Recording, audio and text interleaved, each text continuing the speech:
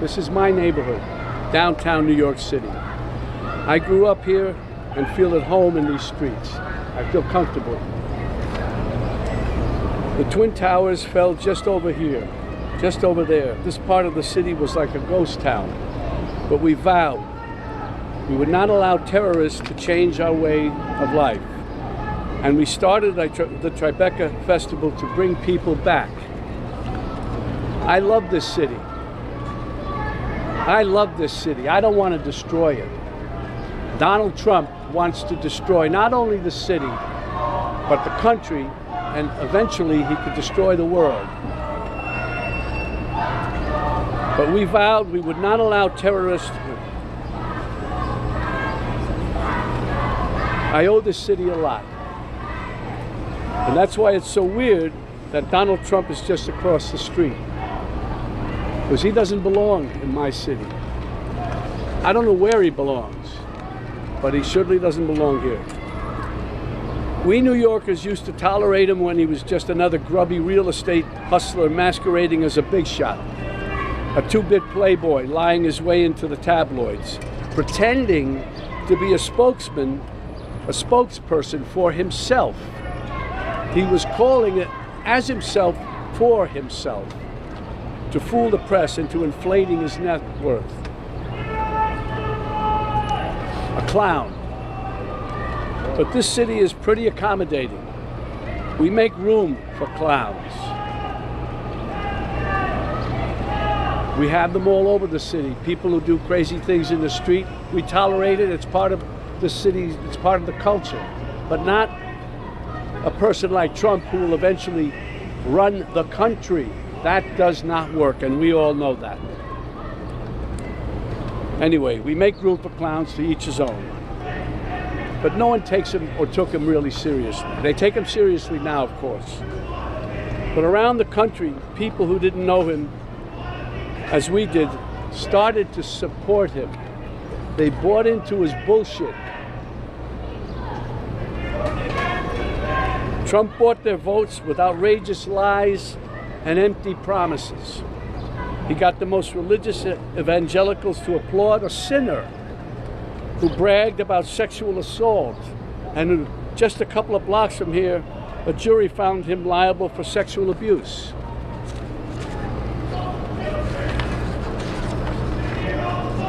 Somehow he even got self-styled patriots to support a man who called for terminating the Constitution, and on January 6th rallied an angry mob to threaten democracy, leaving death and destruction in its wake. That's why I needed to be involved and wanted to be involved in the new Biden-Harris ad, because it shows the violence of Trump and reminds us that he'll use violence against anyone who stands in the way of his megalomania and greed. But it's a coward's violence. You think Trump ever threw a punch himself or took one?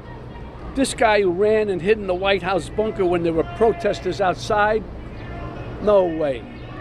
He doesn't get blood on his hands. No, he doesn't. He directs the mob to do his dirty work for him by making a suggestion, an inference.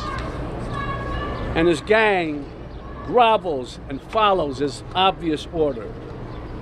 It's no surprise that the murder rate and other violent crimes peaked under Trump and are falling under Biden. And now he's promising to use our own military to attack U.S. citizens. That's the tyrant. That's the tyrant he's telling us he'll be. And believe me, he means it. When Trump ran in 2016, it was like a joke. This buffoon running for president. No, never could happen. We'd forgotten the lessons of history that showed us other clowns who weren't taken seriously until they became vicious dictators. With Trump, we have a second chance, and no one is laughing now. This is the time to stop him by voting him out once and for all. We don't want to wake up after the election saying, what, again? My God, what the hell have we done? We can't have that happen again. Yesterday was Memorial Day. It's a good time to reflect on how Americans fought and died so that we may enjoy the freedoms guaranteed to us by a democratic government. A government that, as President Lincoln said, of the people, by the people, for the people, shall not perish from the earth. Under Trump, this kind of government will perish from the earth. I don't mean to scare you. No, wait, maybe I do mean to scare you. If Trump returns to the White House, you can kiss these freedoms goodbye that we all take for granted. And elections, forget about it. That's over. That's done. If he gets in, I can tell you right now, he will never leave. He will never leave. You know that. He will never leave. What does that mean? Is that the country we want to live in? Do we want him running this country and saying, I'm not leaving, I'm dictator for life? I hope this new ad campaign reaches outside the bubble to remind supporters of what a danger he is to our lives. This is not a threat. This is a reality. And that's why I've joined the Biden-Harris campaign, because the only way to preserve our freedoms and hold on to our humanity is to vote for Joe Biden for president. Really. We don't have a choice. On January 6th, while Republican lawmakers despicably tried to keep the loser Trump, in the White House, and Trump-inspired insurrectionists stormed the Capitol, brave men and women from law enforcement put their lives on the line to defend this country. Our democracy. They are the true heroes. These guys are the true heroes. They stood and put their lives on the line for these lowlives, for Trump. They lied under oath. They lied under oath. Right. Who lied under oath? What are you telling me? Those two traitors behind you. Excuse me? Those two traitors behind you. They lied under oath? That's right. What are you saying? They're traitors. They're traitors. You gotta, I don't even know how to deal with you, my friend. I don't even know how to deal with you. They stood there, they didn't have to. And there were other ones in there who probably were in with them a little bit too, and they found a way to get around. Not these guys. They stood there and fought for us, for you. For you. Well, they weren't fighting for me. No, they fought for you, buddy. You're able to stand right here now. They are the true heroes. I'm honored to be with these two heroes today, from former Capitol Police Officer Harry Dunn and former Metropolitan Police Officer Michael Fanone.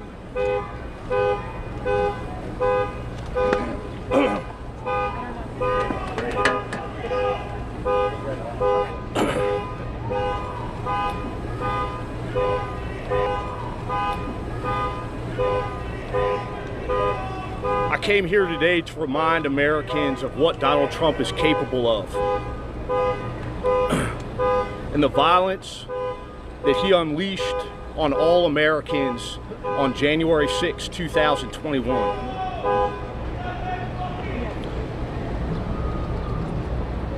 For 2 decades, I was a DC police officer serving the citizens of the District of Columbia, primarily working in narcotics.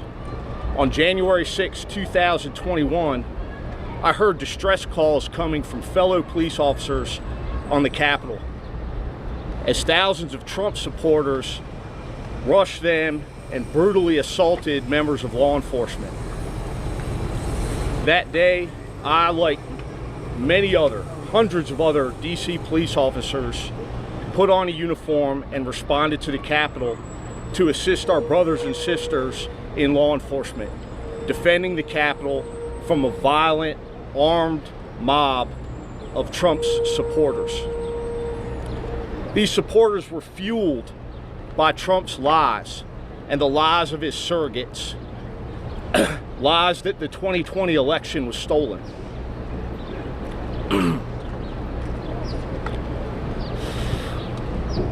Those same lies have been spewed by Donald Trump and his surrogates about what happened to me and so many other police officers on January 6, 2021. That day, I was brutally assaulted. I was pulled from the police line by a man named Albuquerque Head, a Trump supporter who later pled guilty to his violent assault on me.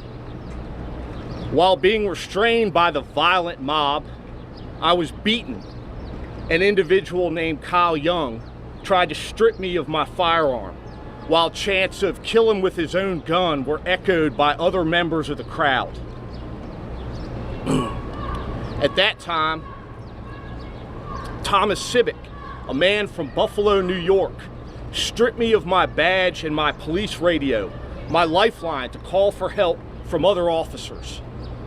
All the while, I continued to be beaten and then struck with a taser on my neck by Daniel Rodriguez, another Trump supporter who also pled guilty to his violent assault on me.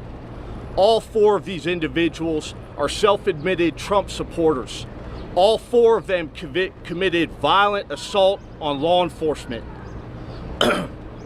I'm just one representative of the hundreds of police officers that were assaulted that day by Donald Trump supporters, inspired by his lies.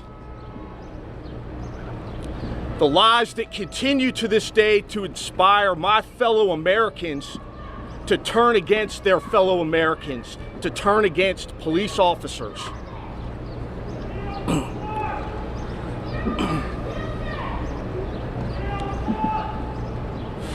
At the end of the day, this election is about Donald Trump and his vision for the office of the President of the United States. Not as a public servant who answers to the people who elected him, but as an authoritarian who answers to and serves only himself. Thank you. Unarmed veteran. Good morning. If January 6th didn't happen, we wouldn't be here right now. I'd still be at work, working at the United States Capitol. I appreciate the words by Mr. De Niro, Officer Fanone, but anytime I get an opportunity to acknowledge, address, and thank the men and women of the Capitol Police and the Metropolitan Police Department who served that day to protect our democracy, to protect each other, to make sure everybody got to go home that night. That's what we fought for that day. The fight for a lot of us didn't end on January 6th, that evening when we went home. The fight still continues now. What happened that day was an attempt to overthrow an election. Donald Trump is the greatest threat to our democracy and the safety of communities across the country today. He has encouraged and continued to encourage political violence. We've been called traitors just today. We were all called traitors on January 6th for doing our job. And yes, we protected Republicans. We protected Democrats alike. It's not about the story that we don't agree with. Political violence is never acceptable. But you have a presidential candidate, that champions it, that encourages it, that supports it. We cannot have that. Officer Sicknick, he died the day after January 6th. They said it was because of a stroke, but the events of January 6th caused it. His father said it best. Charles Sicknick, Trump is the reason why my son is dead. Trump does whatever will get him votes and helps Donald Trump. He is about himself. He calls the criminals who attacked our Capitol patriots.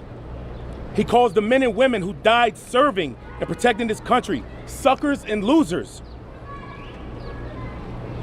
He constantly echoes the words of dictators and invokes the language of Nazi Germany, embracing political violence, pledging to rule as a dictator on day one. Those aren't our talking points. Those aren't left news talking points. He said it. Americans need to wake up. This is not a drill. Mr. Niro said he's not trying to scare you. When I just unsuccessfully ran for office. A lot of people that I met out there said they were afraid. They're scared to see what another Trump presidency looks like. I try to pride myself in having some type of way to make people feel comfortable, saying some kind of a word, a hug, a look, or something. It's going to be okay. I couldn't say that to those individuals. I couldn't say it's going to be okay. Everything's going to be all right. We can't count on these institutions to stop Donald Trump. It's going to take us Americans at the ballot box to defeat him once and for all. Thank you so much, y'all.